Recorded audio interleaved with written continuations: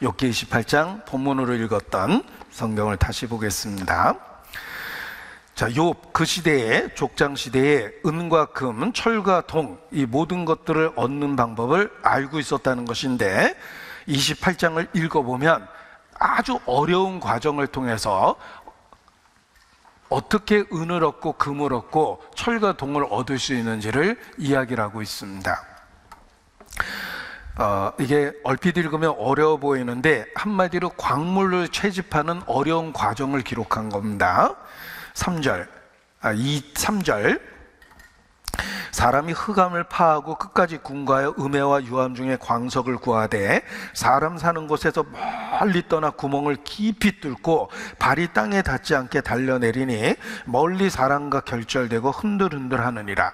이 광물 채취를 위해서 땅에 구멍을 내고 목숨을 걸고 캄캄한 어둠 속으로 내려가서 비싼 광물을 캐오는 겁니다. 그러니까 금과 은, 동과 철이 귀할 수밖에 없었어요.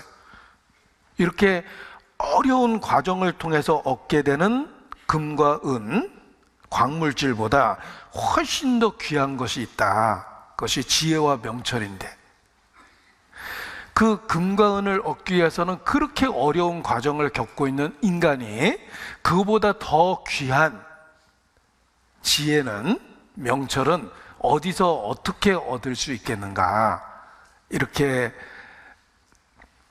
표현되어 있는 것입니다. 우리는 금이 귀하다는 걸 압니다. 희소성이 있죠? 그 작은 금을 얻기 위해서 얼마나 많은 노력을 해야 됩니까? 금반지 하나 낄 만한 2, 3돈짜리 그 반지 하나의 금을 얻기 위해서 철광석을 부시고 녹인 겁니다. 얼마나 많은 철광석을 부셨을까? 제가 정확한 크기는 기억이 안 나지만 처음에 들었을 때는 엄청 놀랐습니다. 굉장히 많은 양의 트럭으로 실어오는 걸 봤거든요. 그 금강석을 부셔야지만 이 2, 3돈짜리 금반지가 나온다는 걸 알았어요. 그래서 금이 귀하고 그런 거예요. 그런데 이렇게 어렵게 구하는 그 광석들, 그거보다 훨씬 더 가치 있는 것이 지혜와 명철인데, 지혜와 명철은 도대체 어디에서 얻고 어떻게 얻을 수 있겠느냐라는 이야기를 28장에 하고 있는 겁니다.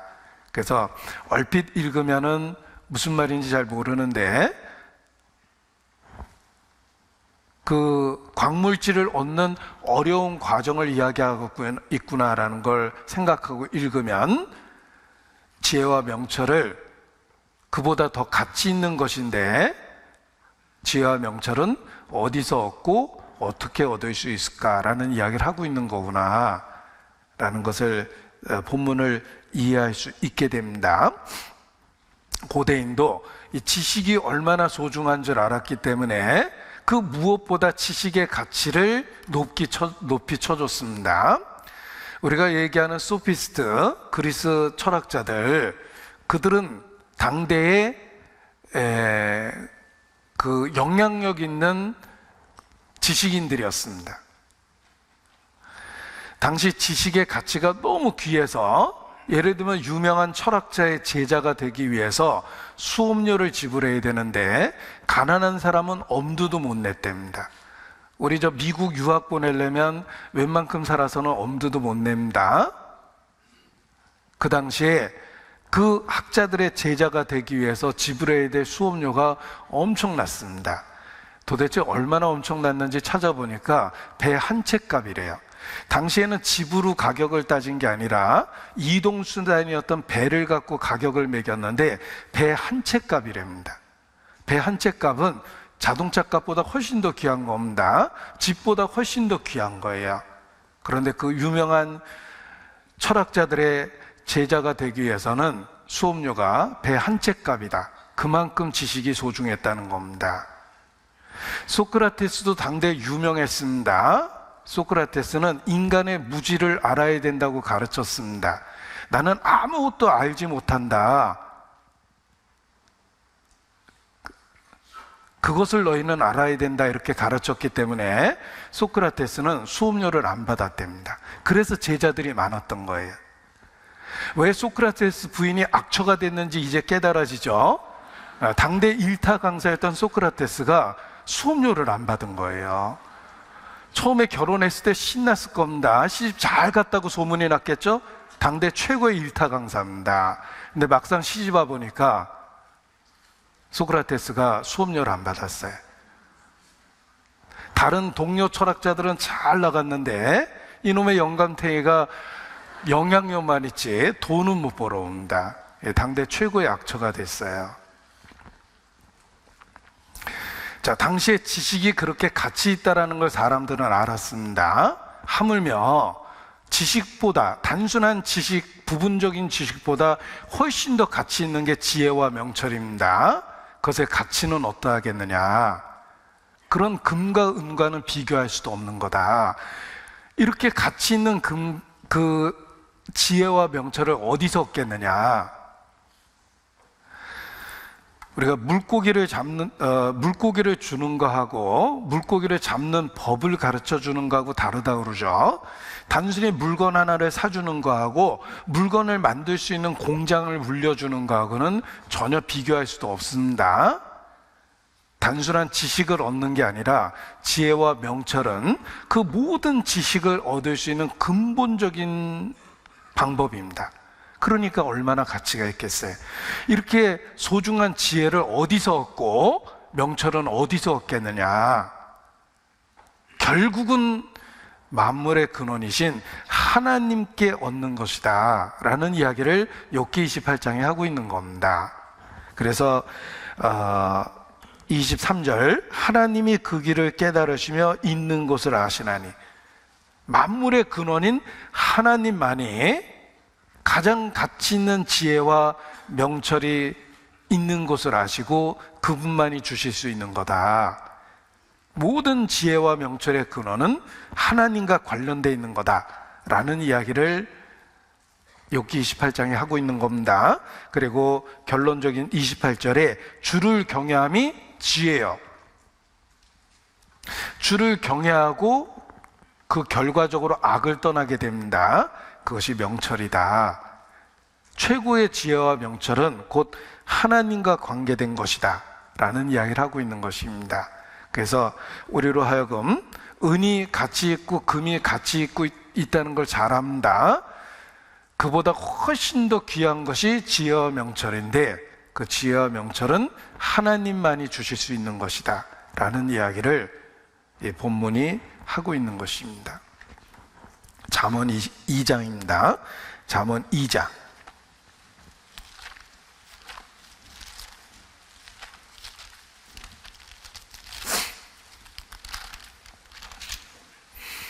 내 아들아, 1절, 내 아들아, 내가 만일 나의 말을 받으며 나의 계명을 내게 간직하며 내 귀를 지혜에 기울이며 내 마음을 명철에 두며 지식을 불러 구하며 명철 얻으려고 소리를 높이며 은을 구하는 것 같이 그것을 구하며 감추인 보배를 찾는 것 같이 그것을 찾으면, 여기 비슷한 말이 쭉 반복됐는데 8번이나 이렇게 나열한 겁니다. 8번이나 나열해서 하는 이야기가 무엇이냐면, 그렇게 구하고 찾고 어렵게 그걸 얻으려고 했을 때 5절, 여호와 경외하기를 깨달으며 하나님을 알게 될 것이다.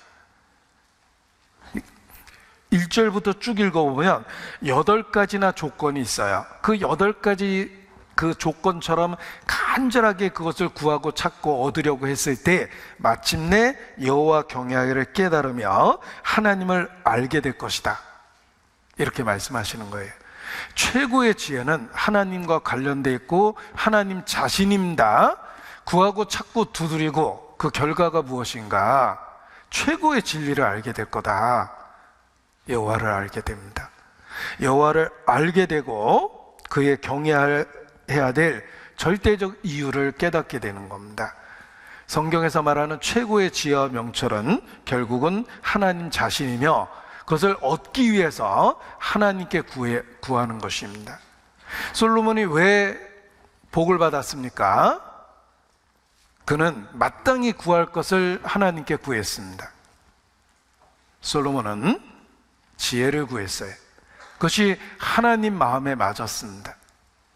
내가 너 자신을 위해서 수를 구하거나 원수 갚기를 구한 것이 아니라 내 백성을 다스릴 지혜를 구했다. 그 솔로몬이 구한 것이 하나님 마음에 합한 바 됐습니다. 그래서 하나님이 지혜를 구한 솔로몬에게 지혜를 주셨고, 창세 이후 그처럼 지혜로운 사람은 없었던 것입니다. 솔로몬은 지혜를 하나님께 구하였고 그 응답을 받았습니다. 그래서 지상에 창세 이후로 솔로몬보다 더 지혜로운 사람은 없었던 것입니다. 솔로몬도 하나님께 지혜를 구해서 그 지혜를 얻었습니다. 그 지혜 자체를 하나님께 구하는 것, 이것이 중요한 겁니다. 인간이 노력해서 얻을 수 있는 것이 아니라 하나님이 주셔야지만 인간이 특별해질 수 있다는 거예요. 열왕기상 3장입니다. 솔로몬 열왕기상 3장.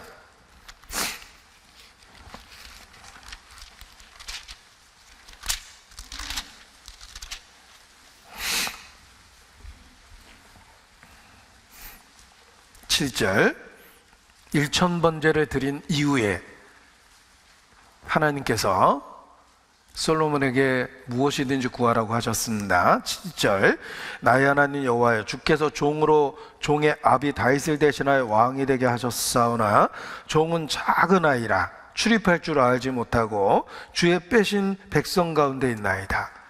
주께서 내게 맡기신 백성들을 보니까 저에게는 그 백성을 다스릴 지혜가 없습니다. 작은 아이라. 그는 창조주 앞에 자신의 실체를 처절하게 알고 있었던 겁니다. 그래서 이 주의 백성을 잘 다스릴 수 있는 지혜를 주십시오. 9절, 열왕기상 3장 9절, 누가 주의 이 많은 백성을 재판할 수 있사오리이까 지혜로운 마음을 종에게 주사 주의 백성을 재판하여 선악을 분별하게 하옵소서. 솔로몬은 마땅히 구할 것을 주실 수 있는 분에게 구했습니다. 그래서 응답을 받은 거예요.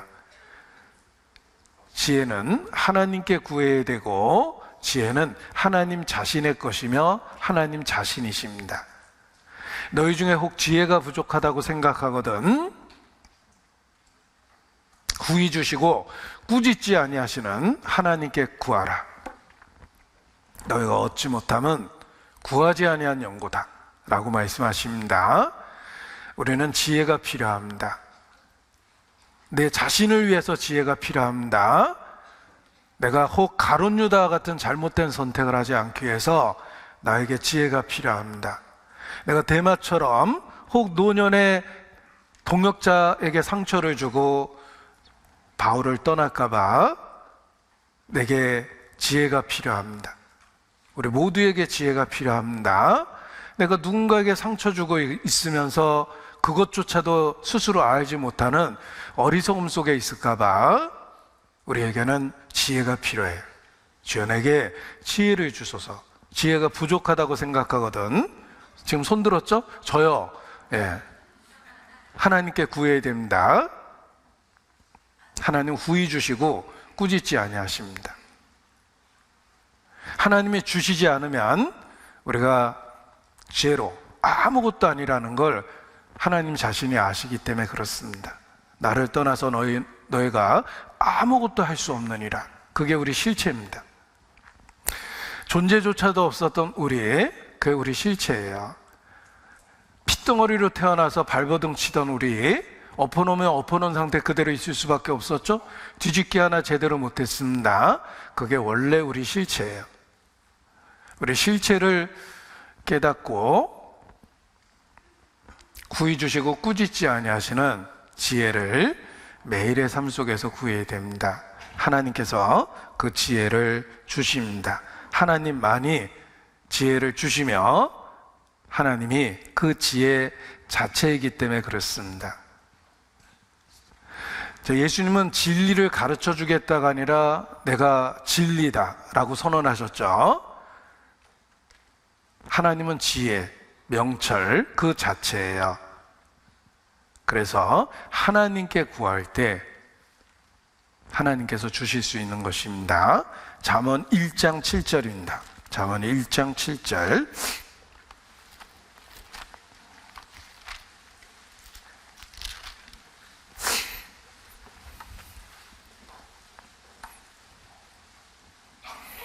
(1장 7절) 같이 읽죠.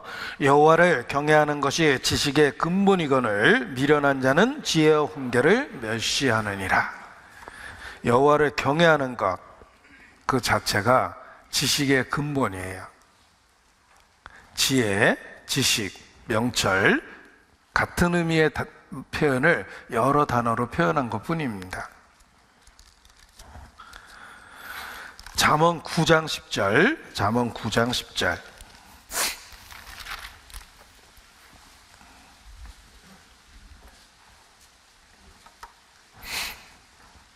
잠언 9장 10절 같이 읽습니다.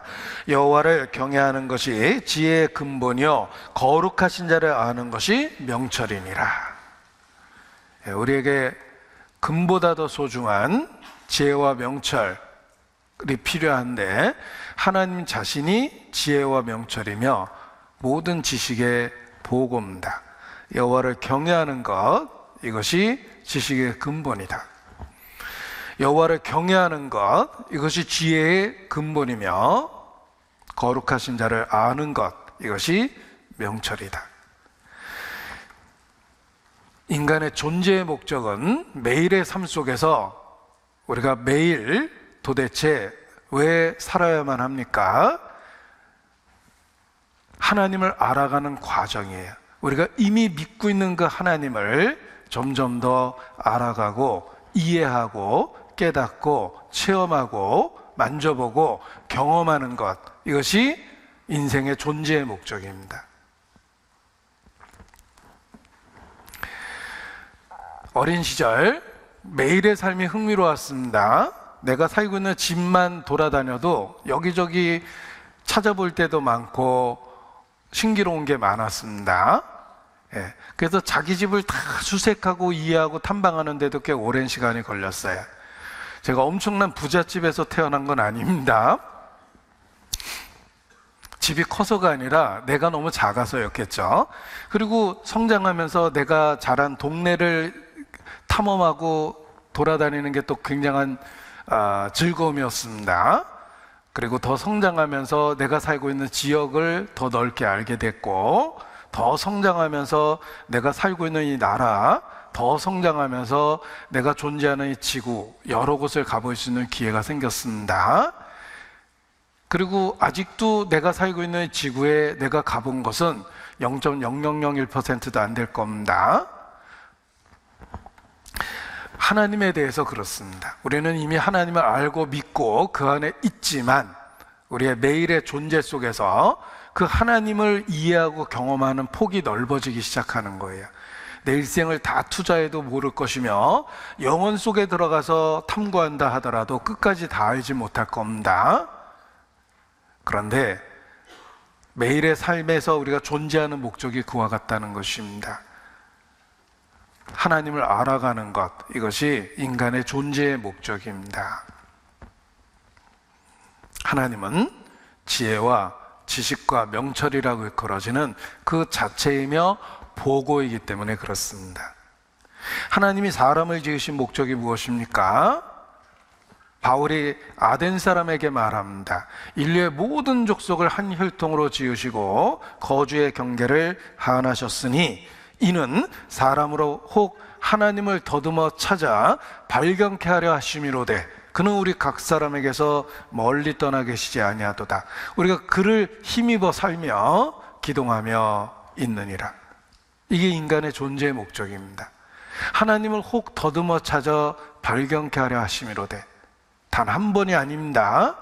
우리의 인생 자체 그 하나님을 계속 탐구하고 알아가고 이해하고 경험하는 거예요. 우리가 살고 있는 지구를 살아가면서 점점 더 이해하고 경험하듯이 우리가 이미 존재하는 대우주 속에서 우리가 그 우주를 이해하고 탐구하고 경험하듯이 창조주 하나님을 더듬어 찾아 발견하는 것, 알아가는 것, 그것이 인생의 목적입니다.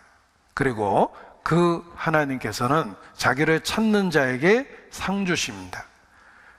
믿음이 없이는 기쁘시게 못하나니 누구든지 하나님께 나아가는 자는 반드시 그가 계신 것과 그가 자기를 찾는 자에게 상 주시는 자이심을 믿어야 할지니라. 하나님을 찾는 자에게 상 주십니다. 일회성이 아니라고 그랬죠? 우리는 하나님을 찾아가는 삶의 여정 속에 있고 그것이 존재의 목적입니다. 우리는 매일의 삶 속에서 하나님을 찾아서 발견합니다. 그리고 발견한 만큼 그것이 우리에게 상급이 되고 영광이 되도록 하신 것입니다.